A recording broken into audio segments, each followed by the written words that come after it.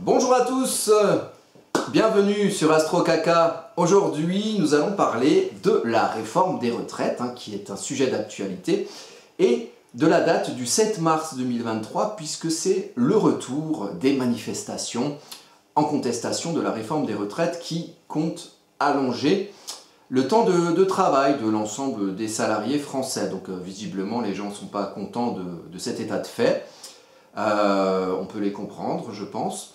Et donc, il y a déjà eu des manifestations qui ont eu lieu à l'occasion astrologique de cette fin de transit de Saturne dans le signe du Verseau, à savoir que Saturne, c'est la restriction et la limitation, que le signe des Verseaux, c'est le signe du peuple et des interactions, des communications entre les gens, et que Saturne est rentré en Verseau en décembre 2020, et qu'il en sort là le 7 mars, pile le jour de la manifestation, le 7 mars 2023. Donc qu'est-ce qui s'est passé quand Saturne est en Verseau? Ben voilà, vous voyez, il y a eu la continuité des confinements, des restrictions, voilà, des couvre-feux même, donc voilà, des limitations et des restrictions en termes d'interaction et de communication entre personnes. On a eu pas mal de censure aussi sur les réseaux sociaux, notamment à l'occasion du Covid, puis de la guerre en Ukraine, où visiblement il y avait certains discours qui passaient mieux que d'autres, voilà. Il y a quelques petites censures à ce niveau-là, donc restriction des interactions entre les personnes. Et puis, il y a eu aussi des restrictions.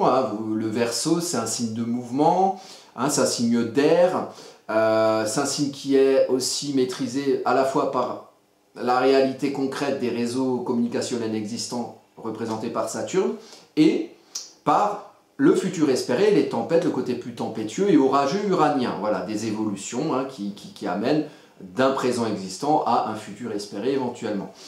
Et donc ça symbolise aussi un petit peu l'électricité, l'énergie qui circule, voilà, réseau communicationnel, et donc restriction d'électricité.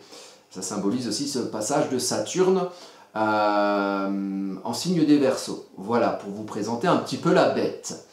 Donc, ce Saturne même vient rentrer, changer de signe, donc un Saturne en fin de signe, une planète lente en fin de signe, c'est toujours assez puissant, et vient changer de signe pour arriver en Poisson aux alentours entre midi et 13 h du 7 mars. Donc on va regarder la carte aussi du thème de l'entrée de Saturne en Poisson.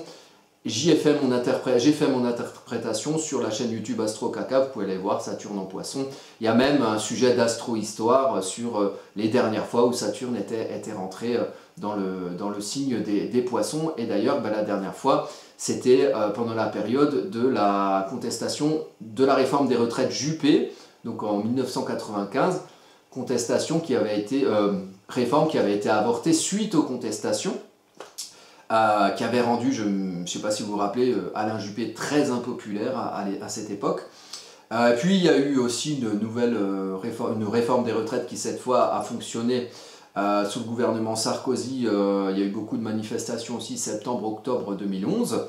Les syndicats avaient mobilisé des millions et des millions de personnes. Et puis vers novembre 2011, les syndicats avaient décidé que au final, c'était la démocratie et que le gouvernement avait été élu et qu'il avait décidé de cette réforme des retraites et puis qu'on acceptait tous parce que les syndicats avaient appuyé sur on pour faire les manifestations et puis avaient appuyé sur off pour dire les manifestations c'est fini. Donc c'était, je me rappelle, moi j'en avais fait à l'époque, c'était 3 mois quand même de manifestations pour un résultat nul. Donc j'étais pas très content à l'époque, on va dire. Et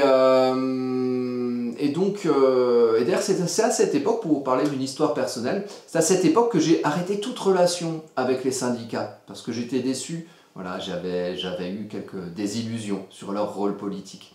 Et donc là, pour cette réforme, il y a eu des manifestations depuis le mois de février, ou fin janvier même peut-être déjà, et les manifestations se sont arrêtées, parce que les syndicats ont décidé que c'était les vacances de février, que pendant les vacances on allait plutôt faire des vacances et que le mouvement devait s'arrêter. Et les syndicats ont décidé de faire reprendre ça le 7 mars, et avec éventuellement une reconductibilité, c'est-à-dire qu'il y a une idée de bloquer le pays le 7 mars et de continuer à le bloquer après.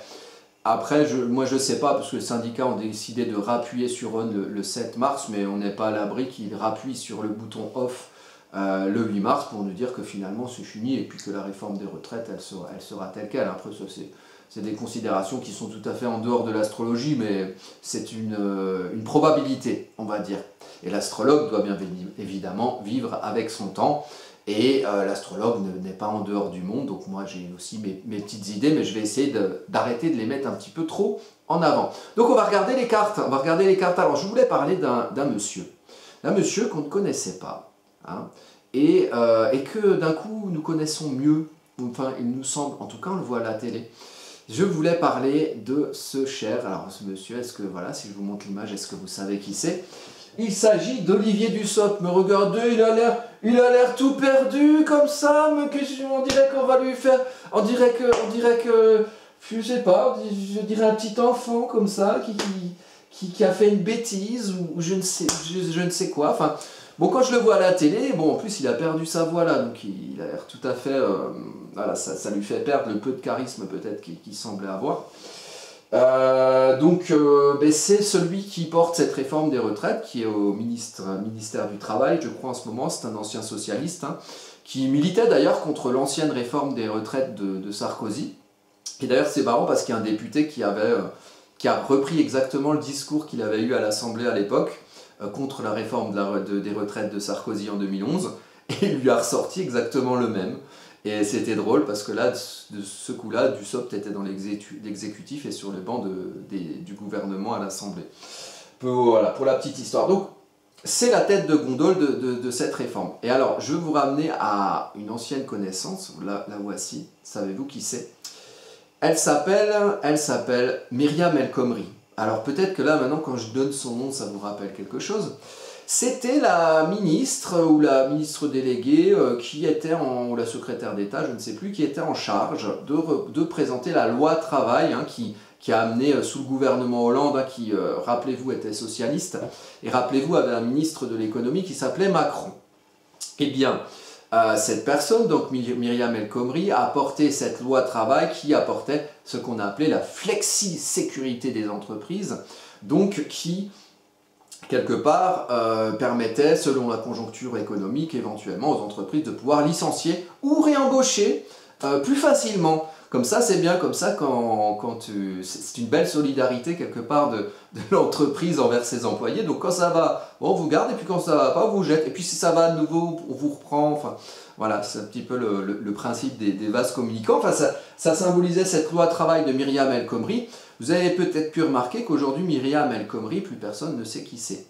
Eh bien, elle avait été starisée à l'époque, et celui qui se trouvait derrière cette réforme-là, c'était le ministre de l'économie qui a été un peu à l'origine du chapeautage de cette loi travail, monsieur Emmanuel Macron. Monsieur Emmanuel Macron qui, puisque voilà, on ne change pas les recettes qui marchent, a décidé de nous faire le privilège de nous présenter sa nouvelle tête de gondole qu'on ne verra plus dans un an, je pense, qui s'appelle Olivier Dussopt, et qui... Si vous regardez, alors je vais pas faire, mais comme, bon, j'aime pas me moquer, mais si, j'aime bien en fait. Donc voilà, si vous pouvez regarder un petit peu leur tête, regardez-les bien une dernière fois, parce que bientôt vous ne les verrez plus. Et moi je pense que dans leurs yeux, on voit tout le charisme qui les caractérise. D'ailleurs, j'aime bien parfois faire la symbolique des noms de famille, des prénoms des personnes. Et bien, Dussopt, ça veut dire en dessous. Voilà, c'est littéral. Vous tapez sur internet Dussopt, étymologie ou signification, ça veut dire en dessous. Donc c'est bel et bien, même sur son nom, c'est un sous-fifre. Voilà. Alors je suis désolé pour les gens qui s'appellent Dussopt, là, qui me regardent peut-être, hein, qui ont ce nom de famille. Mais bon, après, voilà, je parle de cet individu particulièrement. Il n'y a pas de mal à être en dessous ou d'être, voilà, pas forcément le patron, le chef, le roi, le curé ou que sais-je. Hein. Il faut des gens qui sont à toutes les strates de la société. Mais lui, il porte quelque chose qui mécontente pas mal de personnes, dont moi. Alors je me permets un petit peu de mettre en avant ce nom-là, puisque c'est très symbolique de la représentation de ce qu'il est, c'est-à-dire une tête de gondole pour présenter une réforme qui n'est pas populaire, peut-être pour protéger l'image de celui qui n'apporte réellement la réforme, qu'on voit pas tellement ces derniers temps, s'exprimer à ce propos. Et on voit plus les membres du gouvernement. Voilà. Donc, au niveau de la carte astrologique, Monsieur Dussopt, parce que ça, c'est Monsieur Dussopt. Au milieu, c'est Monsieur Dussopt. Et à l'extérieur, donc, c'est la carte du mercredi 8 mars et non du 7 mars. Alors, pourquoi j'ai choisi cette carte, vous allez me dire? Eh bien, parce que, à mon avis, pour ce Monsieur Dussopt, cette journée du 7 mars aura son importance. Pourquoi? Parce que, déjà, au niveau de l'ascendant, alors, le 7 mars, c'est l'entrée de de Saturne dans le signe des Poissons. Donc Saturne, ça faisait très longtemps qu'il n'était pas dans le signe des Poissons. Et la dernière fois, il y avait eu la réforme des retraites de Juppé qui a été avortée parce qu'il y avait trop de contestations. Voilà. Donc c'était la dernière fois où il y avait Saturne en Poissons.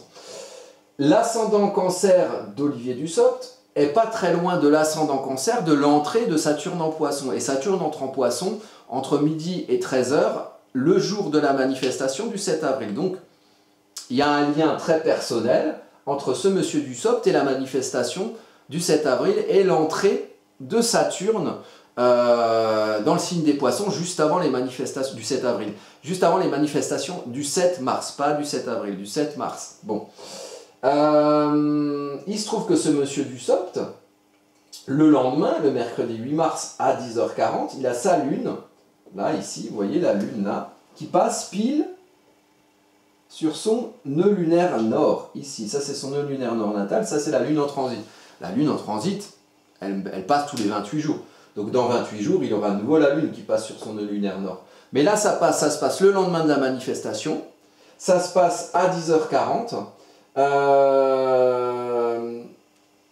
et à 10 h 40, qu'est-ce qu'il y a pour lui? Il y a Conseil des ministres. Voilà. Donc, je pense qu'il sera mis en avant pendant ce Conseil des ministres, ce qui est tout à fait logique, hein, puisqu'il porte la réforme des retraites, et que ça aura peut-être un rapport avec son destin, le lunaire nord, voilà, en vierge, hein, quelque chose de rangé, d'ordonné. Donc, je ne sais pas ce qui va se passer, mais il y a des choses qui vont se passer pour lui, à mon avis. Dans sa maison 3, donc la maison 3, c'est là où on est installé, en fait. C'est les interactions avec l'entourage autour de soi. C'est la situation locale, donc c'est sa manière d'être installé. Donc est-ce que, potentiellement, ce que ça veut dire, c'est que selon comment se passent les manifestations, ça pourra éventuellement avoir une influence sur la manière dont il est installé sur son fauteuil au Conseil des ministres. Voilà. Après, on verra ce qui va se passer exactement. Donc, le 7 avril aura son influence sur ce Monsieur Dussopt et sur sa manière d'être installé pendant le Conseil des ministres. Et la lune noire, ici, à 12 h 14, donc pas longtemps après, donc peut-être à la fin du Conseil des ministres, la lune noire, elle est pile sur sa lune noire. Une lune noire en Lion qui passe globalement toute l'année en Lion, elle va passer un peu en Cancer, elle va passer un peu en Vierge, mais globalement la lune noire est en Lion et met en avant l'ombre du signe du Lion, qui se trouve être l'ombre de l'ego, donc voilà, des gens qui veulent être sur scène et se montrer plus par amour d'eux-mêmes que pour vouloir éclairer quelque chose qui servirait éventuellement les autres devant lesquels ils se mettent sur scène. Donc, par exemple, asseoir une situation personnelle et carriériste, éventuellement, voilà, c'est possible.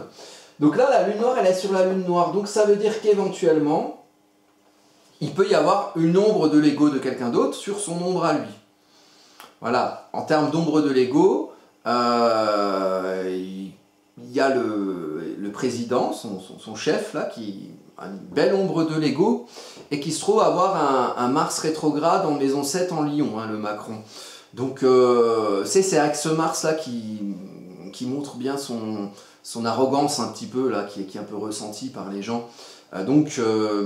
Voilà, c'est peut-être l'ombre de la lune noire de Macron qui va se prendre sur l'ombre, c'est peut-être l'ombre de son lion de Macron qui va se prendre par Mars, donc quand même actif et un peu leader, qui va se prendre sur sa lune noire à lui, l'ombre de son ego, et voilà, bon, peut-être qu'il passera peut-être moins à la télé suite au Conseil des ministres du 8 mars. 8 mars, c'est journée de la femme d'ailleurs, hein, voilà, bon, ils ont fait une journée pour tout.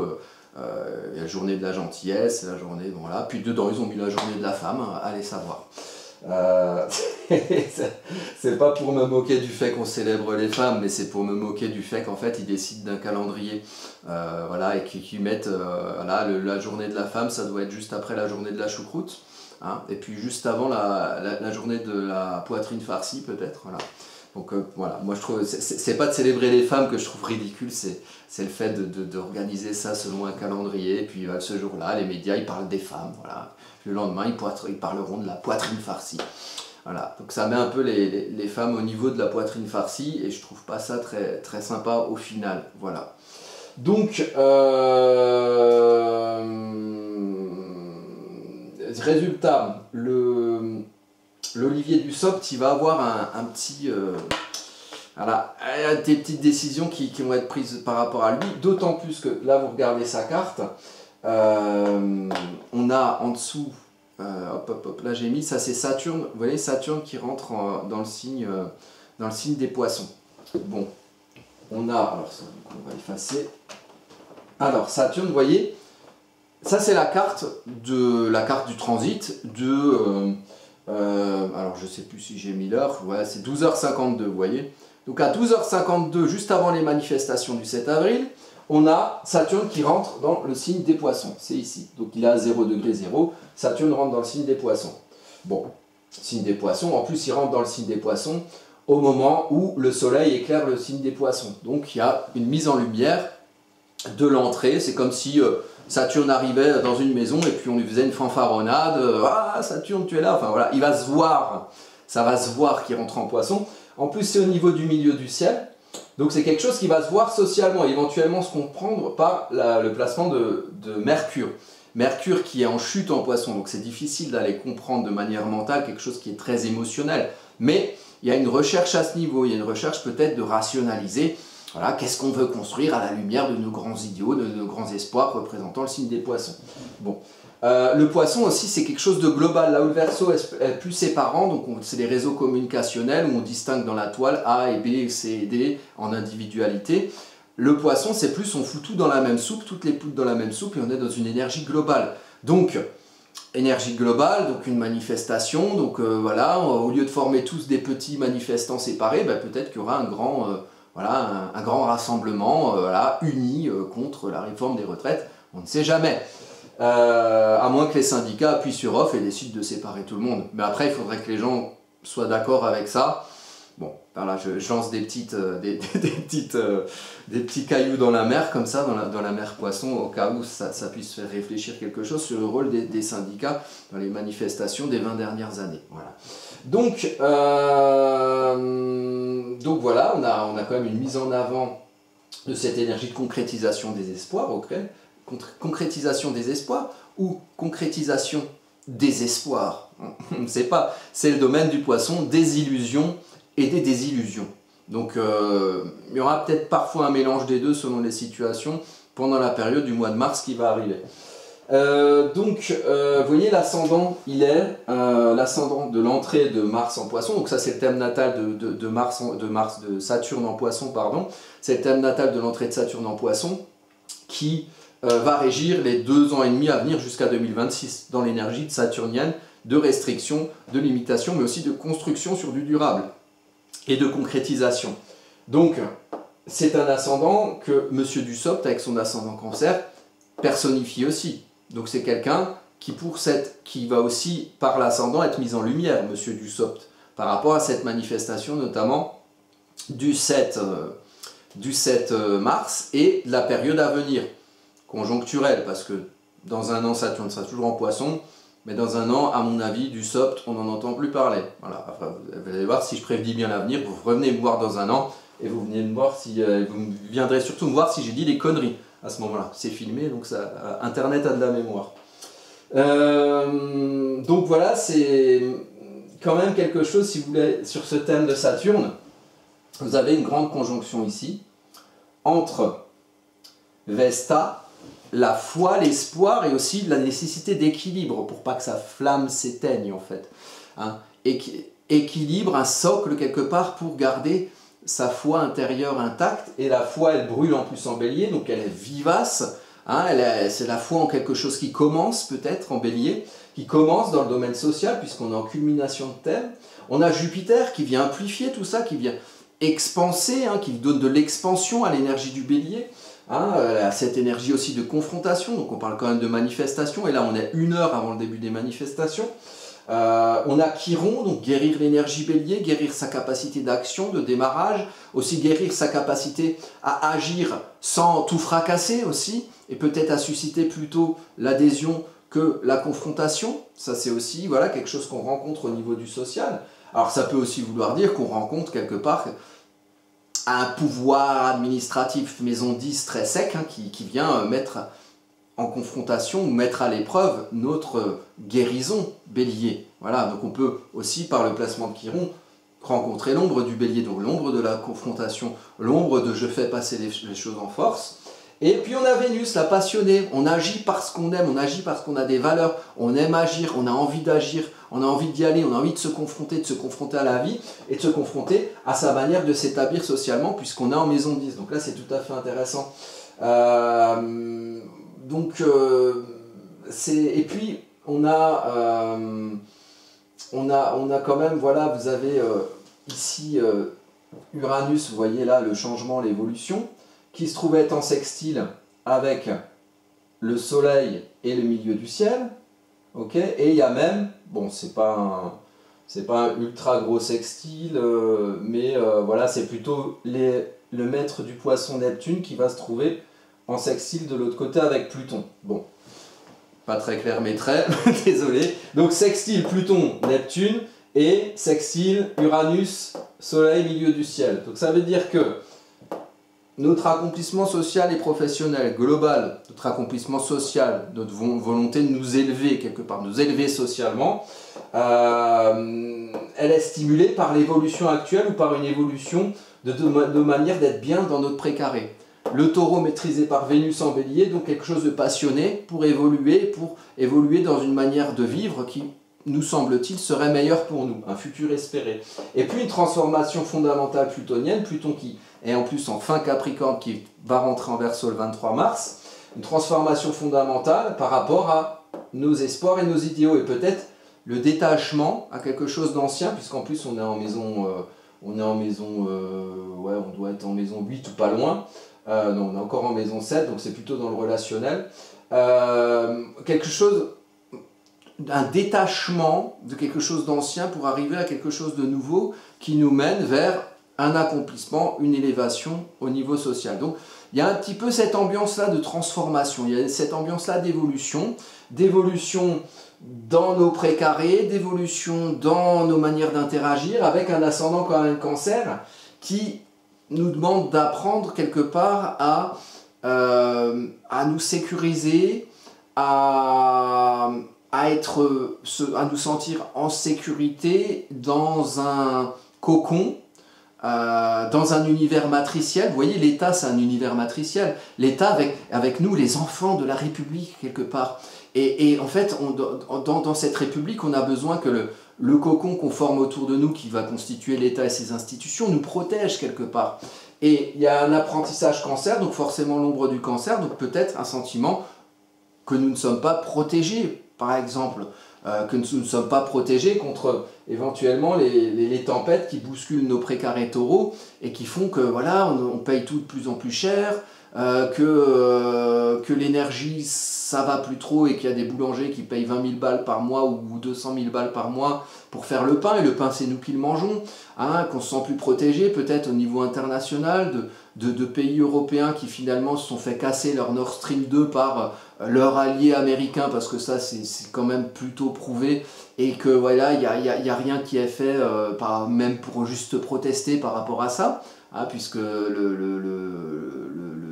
on pense qu'on veut, mais c'est quand même un acte de sabotage délibéré de la part d'un allié de l'Europe a priori, dont l'Europe pâtit quelque part, puisque l'Europe n'a plus... c'est ça qui fait que les gens payent plus cher leur électricité, puisqu'il n'y a plus d'accès à des sources énergétiques auxquelles on avait accès avant, sans rentrer dans les considérations Russie, Ukraine ou je ne sais quoi. Mais c'est une source d'approvisionnement énergétique pour l'Europe que les États-Unis ont bombardé, ou je ne sais pas comment ils ont fait pour aller sous la flotte pour casser le machin, là, le pipeline, là, ou je ne sais pas quoi. Donc il y a le sentiment d'être protégé par pour le peuple quelque part, puisque la Lune aussi c'est le peuple. Ce cancer, cet ascendant cancer, il est maîtrisé par une Lune qui se trouve sur le fond du ciel.